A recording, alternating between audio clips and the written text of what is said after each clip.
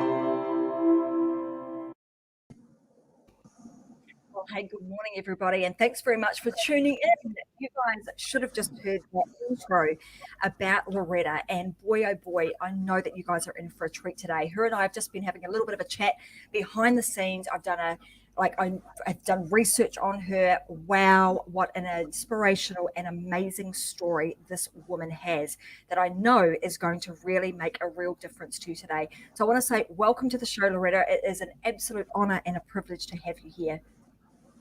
Well, thank you. Well, let's have a little bit of a chat about, this particular show. I was telling Loretta about what we do here, that is about women taking a stand, but also their inspirational, motivational, like heartfelt stories about how they've come to be where they are today. And Loretta's life, like if we go back, back to the 1950s, I believe, Loretta, if I've got that decade correct, that you were born, and you had some challenges right from the get-go. So let's sort of fill the audience in on a little bit about you, a bit of your background, and a little bit about what you're doing today. Yes, I was born in the early 50s, and of course, my mother had 7 other natural children. And at the time, it was No, as she was having her babies, she would go and have her babies, and then she was having me, and doctor looked at her and says, you know, Miss Claiborne, this baby's going to be different. It's a big old bouncy baby, but she's born blind, and you might have to institutionalize this baby. Well, my mom was a big, broad woman herself, and she looked at the doctor, and she said, you let me take care of my babies, and you do your job. So as long as it's a God, I'm going to take care of my babies. So of course, then she had me, and then of course my other sisters followed through. There was 2 boys and 5 girls. There was 2 that didn't make it into the world, and years later we adopted one. So as time went by, my mother knew it was going to be tough. So from a little kid on, I went on to elementary school just like any other kid. And then I was starting to be held back in class. I was held back my first 3 years in school. So of course, you know what happens to a kid. They get bullied. If you're the big kid that's 3 years older and you're still in 2nd grade, everyone's going to pick on you. And of course, I was angry and I used my fist. By the way, I did not know anything about martial arts or anything. That all came later. And I never forget my mom telling me, you don't go to school to fight, you go to school to learn. But my mom was tough on me. If I would have a problem with something, she would tell my sisters, no, Loretta's got to stand on her own 2 feet. Just like you have to stand on yours, Loretta's going to stand on hers. And she was tough. I mean, my mother was, like I said, a big, broad woman, but she had a heart that everyone knew to come to the Claiborne house. Everyone in that project, a housing project, what we call government housing, everyone knew to come to my mom's. And my mom only wanted to do 3 things. She wanted you to respect her home. She wanted you to respect her kids. And the same way from us. When we went to somebody else's home, we had to respect their home and respect their ways or their culture of their home. And as time went by, of course, she was called on to have me tested, and she had me tested, and the school officials said, you know, Miss Claiborne, you need to institutionalize Loretta because she's not going to make it. We got some of the finest schools in Pennsylvania. So my mother and I, we went to visit the schools. I remember Loretta State School and Hospital, that was up near State College, which is now closed, and Eastern State School and Hospital. And so that time came, that summer was ending, and I remember the knock coming on the door. I still remember the man's name. And he said, Miss Claiborne, had you made a decision on what school you're going to send Loretta? She says, no, I hadn't. He says, well, we're going to have a meeting at the school administration building. So my mom and I, they gave her a time. We went to the school administration building. I was sitting there. My mother was sitting there. And she finally said, the gentleman said to her, oh, well, had you chosen the school? You've been to some of the best schools. She says, yeah, I chose the school, all right. You got a special education class over there at Ferguson School. And guess what? My child ain't going nowhere. You're going to educate my child in the city schools. As long as you got a special education class, my child's going to get an education. My mom's goal was for me to graduate. It wasn't the best, but I got taught it a lot by kids in the project. And of course, I would fight my way through. And as time went by, I'll never forget, I went on to high school. It got a little better, but not much. And as I got into high school, the girls, this was before the law called Title IX, where girls have the same right as boys to practice or train or be a part of an event. Our girls in our high school says, we want to start a track team. So they knew they had to get signatures from the teacher. They knew that they had to raise money. Well, the school sold candy bars. And that was to go to student activities, which would have been the girls' track team. So I sold more candy bars than anybody. And these girls came to me and says, Loretta, we need to have signatures from Mr. Eckenroe, who was the principal there, and the school teachers. So I went around the classes every day after school. I had to make my round around and get teachers to sign this petition. Well, finally they says, yes, you guys can run in the hallway. And we were like saying, well, what about Smalls Field, which we call the middle field? Oh, no, that's reserved for boys. So then our teacher left us go down. We watched the boys, and my cousin was running on a team, and these boys start calling me names. And I'll never forget it. My cousin stopped the guys from running because he was really good. He could have won to the Olympics. And my cousin Pierre says, Loretta, I'm going to fix these guys. You're going to run the mile, and I'm going to fix them. So we started around. These guys who were hounding me, the first lap, they were getting tired. And I just kept running the second lap. By the time I got to the second lap, those guys were done. And my cousin says, mess with my cousin again. I guess she showed you. I had no problem out of those boys after that. Yeah, so you showed them up with your stamina and your tenacity to just keep going. Like, I mean, what's really interesting, as I was sort of reading your story, your mother has had such a, like, what an amazing woman to. And she raised us single-handedly. There was no man in the house. And some of the stories that you tell about your mum and what she did, and I think the morals that she had instilled in you. I want to go back to those because I think they're really important, even in today's world. And one of the stories you were telling was, I want to say the word pig, because it was a story about a pig, and not a regular pig that you would, the oink oink type of pig, right? So it was, you were telling a story about your mother and how when you were growing up and she said to you something about a pig and the way in which you must respect and you must address a pig. And I think I know. Think you know where I'm coming at when I'm sort of. The only story I know about a pig is about the pigs that I make for law enforcement.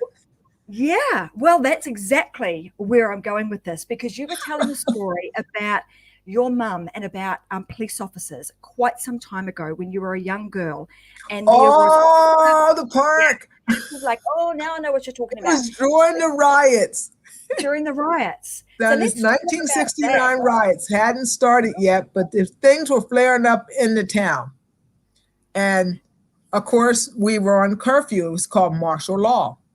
They would make an announcement at 8 o'clock. You would hear this bell. Everybody was in the house. And the lights would go out. Boop, just like that. And I remember one time we were at the park playing some basketball. We lived near this old school. It's still there, Jefferson. And the kids across the street and I, of course, I didn't mesh well with the girls, always hung around with the guys. So we were over shooting basketball. And then we were sitting on the bench waiting for some other guys to come over. And my mom lived right across the street from the park. And one of the guys says, yo, look, there's a pig. And my mom jumped up. She hollered. I mean, she didn't even have to really get up. Her mouth just rippled. Few choice words, you get over here right now. And I come over, and it wasn't me. It was one of the boys that said a pig was coming because they saw a cop car. Mm-hmm. My mom just grilled into me. Let me tell you something. Let me tell you something right now. I don't care what's going down in these streets. You my child. You don't call no cop no pig. You understand? Let me tell you something about that right now. And I was telling this story at a law enforcement conference. Mm-hmm. And my mom says, you can't live without the police, so you better learn to live with them. If something goes down here, who's the first people you're going to call? You're going to call the cops. So let that be an understanding. I said, but I didn't say anything. That was so-and-so. And the guy did come over and says, Miss Claiborne, that was me. He said, I just want to make you understand that you don't do that. So I was talking about this at this law enforcement torch run conference. Mm-hmm.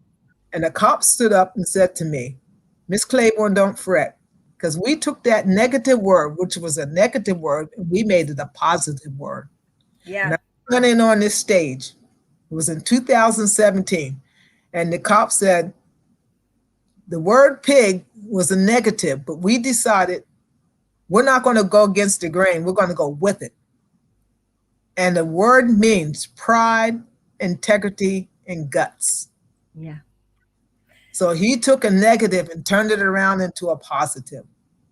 If we could do that today, wouldn't it be nice? But there are Exactly. some things you cannot change.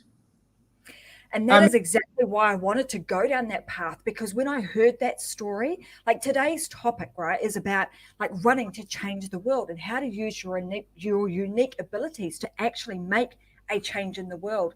And at that moment, even though that was, that now I understand it was actually a police officer who kind of tweaked on that I need to go with the flow, I need to go with the grain. I'm not going to try and go against it. We'll just use that word and turn what is normally perceived as a really negative thing, let's take that and turn it into a positive. And when I heard you talking about those, that acronym of PIG being, pride, integrity, and having guts, and you really embodied that. You were saying, well, yeah, what everything that I have pride in what I do. I stand by with integrity, and I have the guts to just keep going and make things happen. You had the guts to stand up to those boys and go, well, you guys are bailing out at round number 2. I'm just going to keep on going, and you can eat my dust, so to speak. You watch me. And I also recognize that your mother had such a impact on your life, because she could have been one that said, yeah, you're right. Yes, I'm not going to be able to handle this. Yes, you're right. I should put Loretta into an institution, but she didn't. She stood up and said, I'm going to take a stand for this, and it's my baby.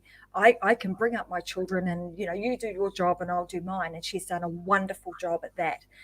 Then you being able to recognize at some point in your life that you had a unique skill, and that unique, well, probably turned more from a skill into a passion, right? You knew you could run, and you could run and run and run. So tell us about that. And I think you were alluding to that when sort of that schoolyard situation where, hey, we've got a Title IX where we're going to have the opportunity for women to be able to run track, and your cousin stepping up again, taking a stand for you and saying, get out of the road. I'm going to make some way for Loretta. And Loretta, you go. He opened the door and you just went for it.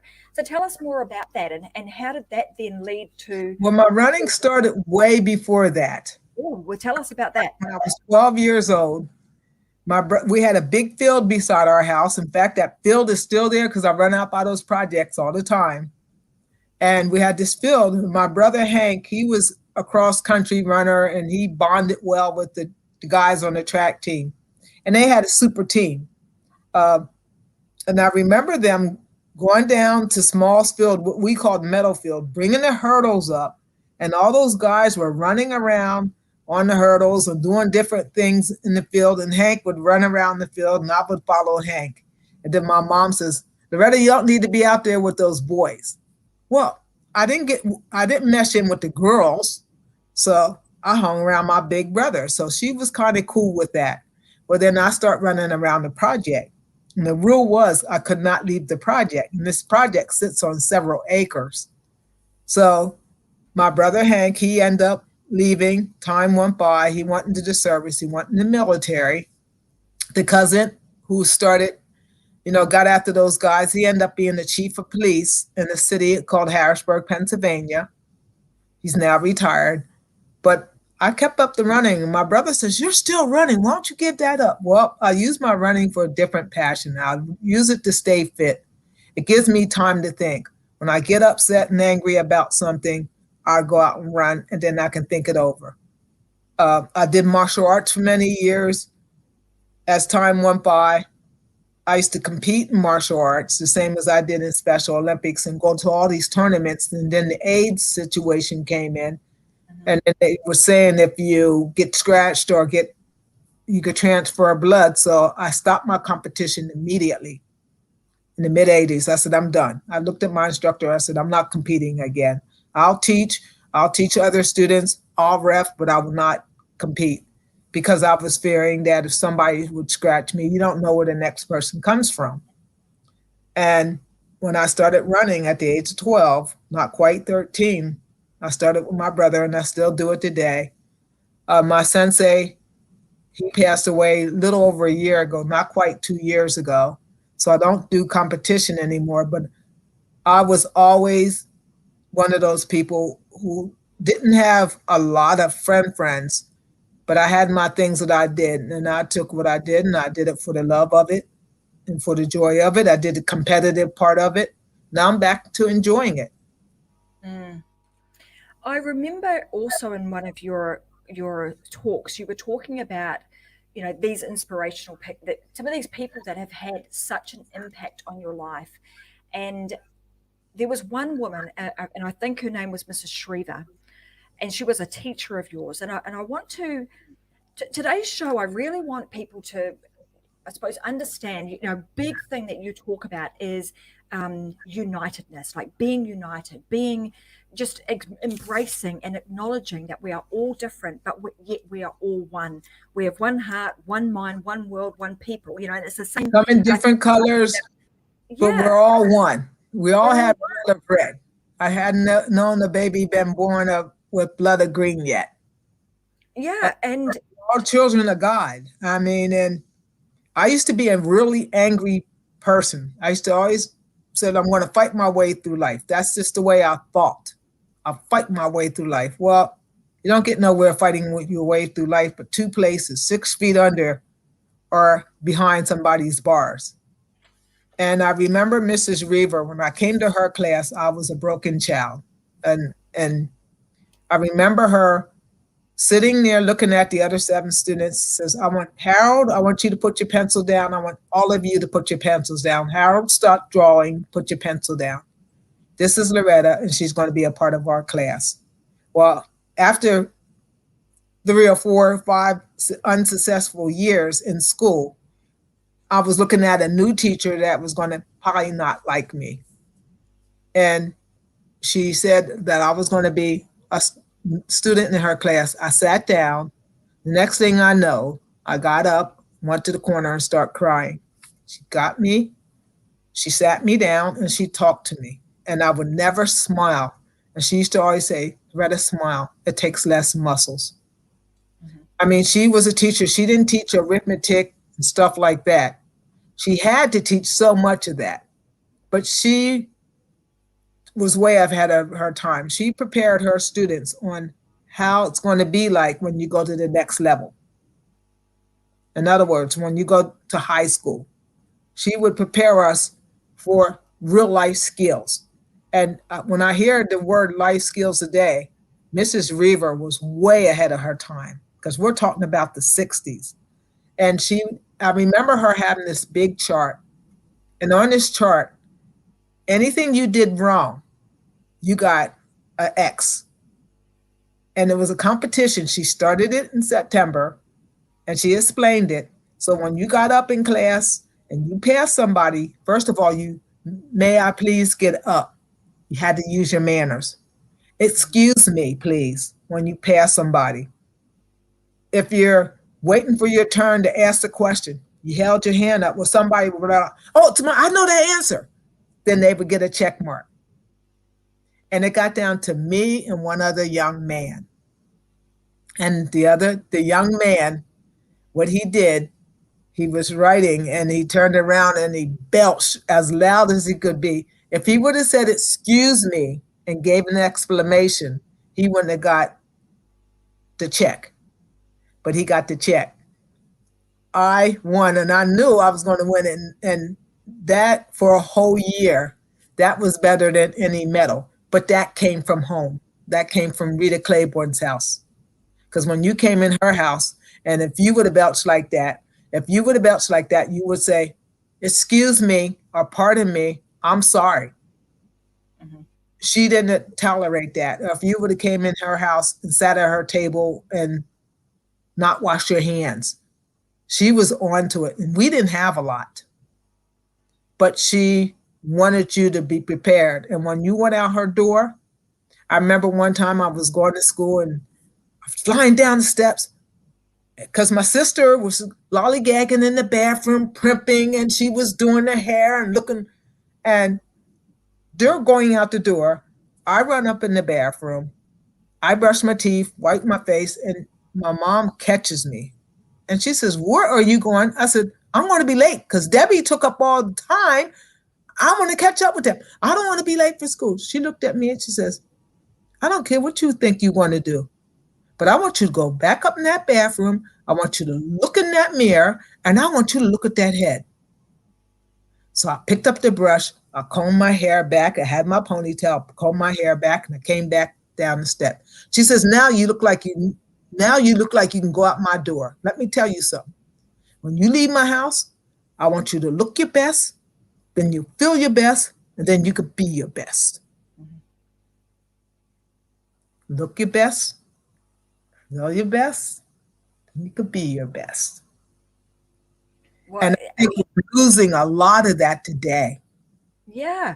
And this is why I wanted to talk about this, because these stories that I've heard you speak of before, they are very relevant today.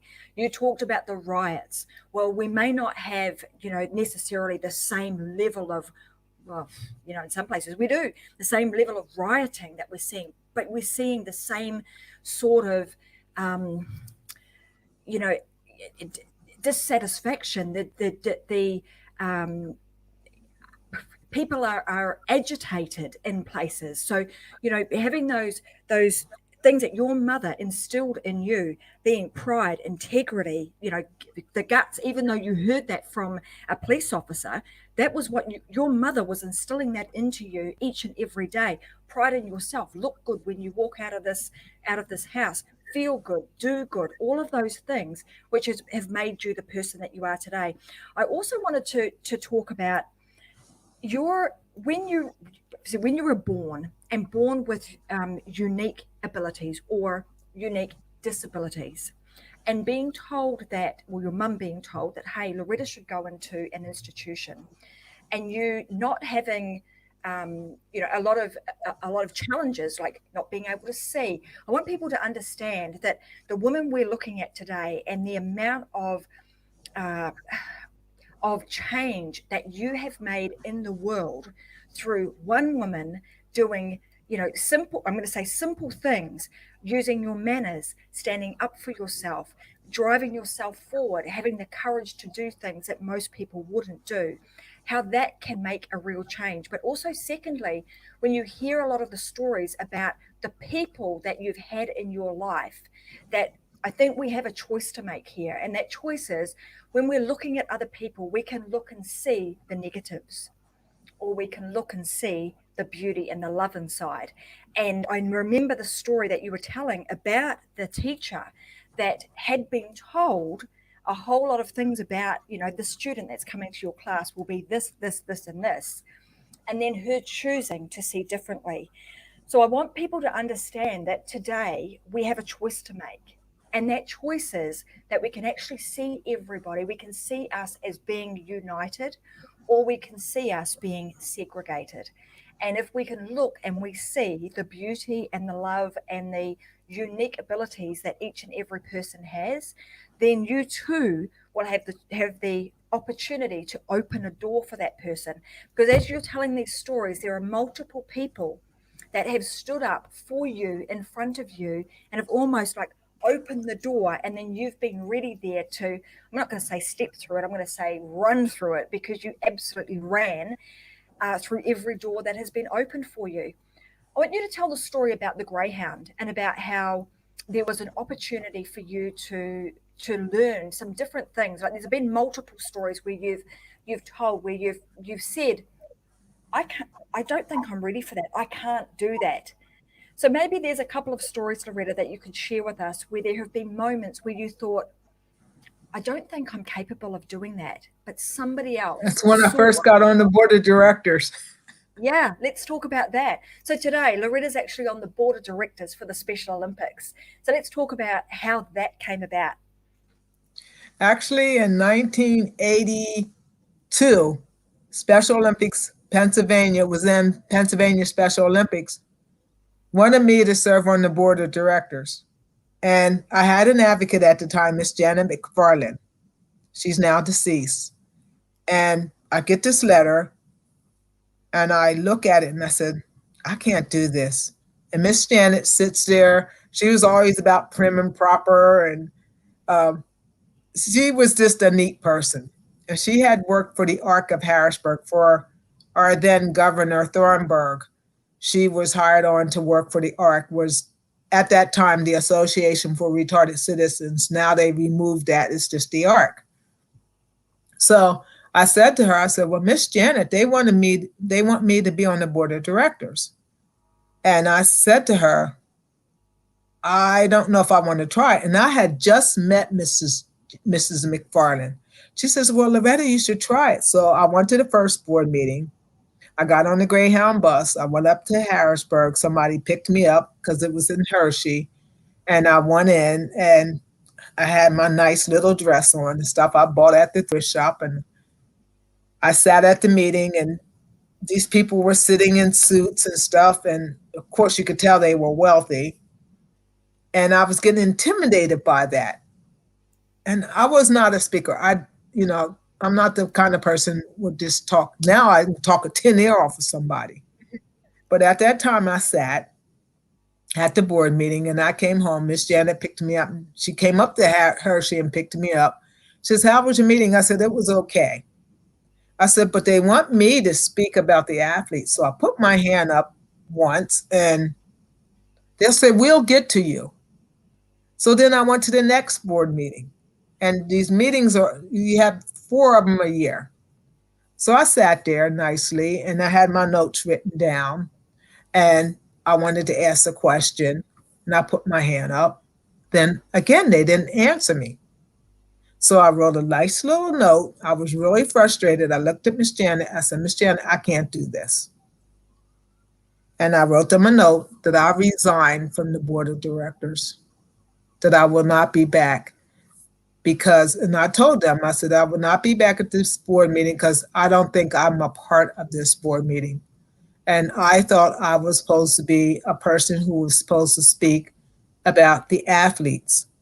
Well, they never even said nothing about the athletes. So in 1989, I get another letter. Welcome to the Board of Special Olympics for Pennsylvania Special Olympics. And I looked at Miss Janet and I said, no. She says, Loretta, you know how you are about quitting things. I said, well, I remember my mom saying to me when I first got to Special Olympics, I told her I quit. And she says, don't tell me you quit something. Don't tell me you quit. Because if you quit today, you'll always be quitting. My mom had all these little sayings. And so I said to Miss Janet, well, I'm quitting because I didn't even start yet. I was on that board and I didn't even start yet. So she looks at me, she says, sit and take a deep breath and listen to me. At least give it a try. Give it one more try. So I went to the board meeting. She took me up. I didn't have to get on the bus. She went to Hershey shopping somewhere because there's all these stores around Hershey. And I stood up and I introduced myself. I said, my name's Loretta Claiborne. And I had this invitation that was asked to come onto your board. I would like to give it a chance. I was on your board in 1982. It's 1989 now. I said, but I'm going to be here to speak on behalf of my fellow athletes. And I didn't have no problem after that. And I served on that board. I served well over my term. And when I went to get off the board, because you can only serve so many consecutive terms, they were really upset. And I went to the international board, which I still serve on. And I'm the Chief Inspirational Officer for Special Olympics globally. So it was just one of those things. There again, it was a person who was giving me and basically pushing me, saying, give it another try. Mm-hmm. And that's what Eunice Kennedy Shriver said. When she held her first games in 1968, she had lost one brother in 63. Martin Luther King was killed. Then her second brother. Did you know she held those games right after her second brother was killed? Because she was determined as a woman during that time. They could have easily said, oh, no, you can't do this. She was determined that she was going to hold these games. And when I think about it, for people who weren't even accepted into our society, most of them were hidden away or in institutions. Here's this woman, one woman, a group of people behind her. Nobody does anything by themselves. But she was the band leader, says, I'm going to do this. And who would ever thought that Special Olympics would be here today? Almost 6 million athletes. I was in a meeting this morning talking about the health care of people with intellectual disability. I was in a 2-hour meeting this morning with Dr. Tim Shriver, that's Eunice's son. And to see that one person, she was determined, and she was a woman. And still, in the late 60s, to be a woman. Mm-hmm. Remember, there was no Title IX when she started these games. She had a passion, and she was determined.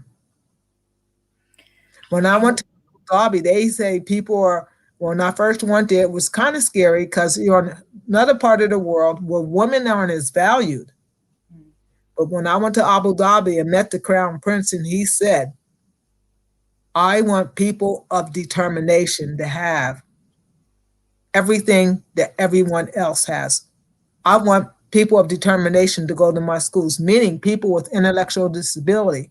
Just the term, for a Crown Prince to change that term, that shows good honor and respect to a group of people in such a short time. Because you got to remember, Abu Dhabi was only built in 1972, 71, and how this man is just changing the culture for all people.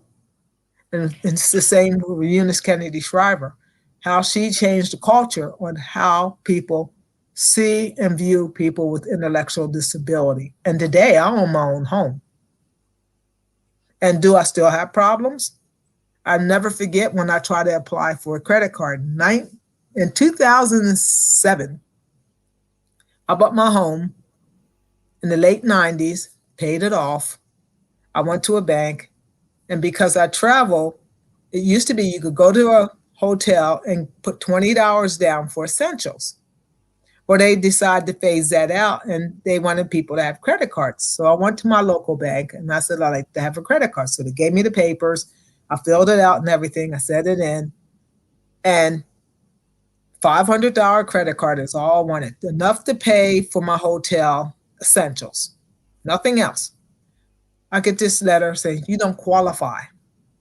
So the second time I filled out the paper, I went back to the bank. I said, ma'am, I was denied. Why? I bought my home through your bank. I paid it off. And so this lady just kind of was taking me around the circle. I always say, take me across the grill. Mm-hmm. And I looked at her. I said, ma'am, don't let me come here a third time. I bought my home from you. You never had a late bill. I bought my home outright from you. Do I owe this bank anything? Nothing. So I went down the second time. There was a gentleman standing there, and the lady behind the counter who was working with him said, Miss Claiborne, would you like to see somebody in the back? I said, yes. So she thought I was going back to see somebody about, getting a box to put in the bank for you put your papers in. I had to buy one of those bank boxes. And so the lady didn't know that, but this man was standing there, and she was giving him about owing them money or being back in the bill. So finally I go back, I get called back, and I said, Miss, I'm here concerning the credit card. They said, it didn't go through. I said, no, this is the second time. It's not going to be a third time. And I looked at the lady. I said, I bought my home from this bank. Never had the trouble out of me. I don't want to play my race card. I said, I carry a deck of cards in my pocket, and I call them my race cards. Don't let me have to use one. It's just a saying. And I don't think it's that. I said, you think that I cannot handle a credit card? I said, a $500 credit card is a drop in the bucket. Mm-hmm. So don't let me come to this bank again. Not that I have much. I said, because there's other banks. Next thing I know, I get a letter. Congratulations on your new $10,000 credit card. Yeah, wow. Bank. I take this credit card down. I said, I don't need a $10,000 credit card. I need a $500 credit card, just enough to pay for my hotel. I said, you're not going to call me for trouble. This is a trick for me to use this, and then I owe you. I'm never going to be tied to your string. Don't worry about it. I bet you she gave me a $500 credit card. Yeah. Well, Still look, that's just go through another. today. That's what women go through. Yeah, it is. And but the thing is, what you've done, Loretta, throughout every part of your life with all of these stories is go, well, I'm coming back to it's like integrity. I have integrity. I'm going to do the right thing, and that doing the right thing and having manners and standing up for yourself and standing firm, and then being able to, as we say on the show, we stand out. You've been able to get to a point where you have success across multiple areas of your life, being able to go to the Olympics and perform and participate in multiple different disciplines of sport, being able to, despite the odds and despite being told that you're not going to be able to read, you're not going to be able to write, that you were able to do all of those things, being somebody who's been on the board of director and still is on the board of directors for the Special Olympics, being invited to share your message with the likes of Nelson Mandela, the Pope, five US presidents, from Reagan right the way through to Obama. So the things that one woman, and I think there's also been multiple instances where you've shared the stories today, where just being one person who is prepared to stand up, stand firm, and then start to stand out in whatever it is that you believe in, can start to change the world. And like today's show is all about, is running to change the world. You using that unique gift that you had and that determination of I'm going to run, and then that using that skill to start changing the way in which people are looked at, the way that the world comes together as one, the way that we unify and that we start making changes is truly inspirational. I want to thank you for sharing all of those stories today. I want to leave today with giving you the opportunity to share maybe 2 or 3 things that you think are paramount to this. To if you were giving somebody else some advice on 2 or 3 things that they could do to ensure that they have success in whatever area of their life that they want it in, what would that be? What would your Success advice comes from within. Success comes from within yourself. You can be successful in such a small thing. Maybe just looking at somebody. I do it all the time. I like to go running and I say hi to people, or I wave my hand and I count and see how many people say hi or wave their hand back or nod their head. And I was telling Tim Shriver this 2 weeks ago. I said hi to 20 people and I waved my hand. I'm standing on the corner. I'm running. Hello. And I think I got 4 responses back. And I thought to myself, it's really sad, because what does it take to nod a head, shake a hand? And during this time where people are so stressed and down because of this pandemic, it doesn't take much. But success comes from within. And when I mean success, like I like to knit. And I knit these little preemie hats, and I must have made almost 1,000 in the last year. And I just give them out to hospitals. So I will never see one of those babies who are premature.